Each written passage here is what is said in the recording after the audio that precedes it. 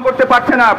এটা শুধু এখন নয়, আপনারা জানবেন 18-19 সালে যখন শ্রমিকদের বেতন মোটামুটি তখনকার জন্য আজকের তুলনায় বেটার ছিল, সেই সময়ও বিভিন্ন সংস্থা গবেষণা করে দেখিয়েছে গার্মেন্টসের ক্ষেত্রে 10 জন শ্রমিকের মধ্যে 9 জনই তাদের প্রয়োজনীয় পুষ্টিকর খাবার নিতে পারে না।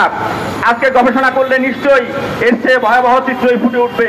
ফলে শ্রমিকদের এই ন্যায্য পাওনা পূরণ করা হবে, এই দাবি আমরা এই সমাবেশে করছি এবং ভবিষ্যতে গার্মেন্টস শ্রমিকদের ঐক্যবদ্ধ আন্দোলনই এই ভবিষ্যতে শ্রমিকদের এই অধিকার প্রতিষ্ঠা করবে, সেই প্রত্যাশা আমরা করছি।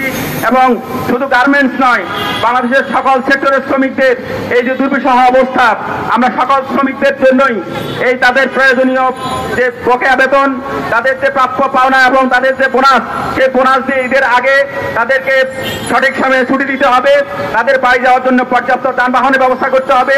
এই দাবি পুনরুল্লেখ করে সবাইকে ভবিষ্যতে শ্রমিকদের দাবি আন্দোলনে অংশগ্রহণ করার আহ্বান জানিয়ে আজকে সমাবেশের কাজ এখানে সমাপ্ত করছে।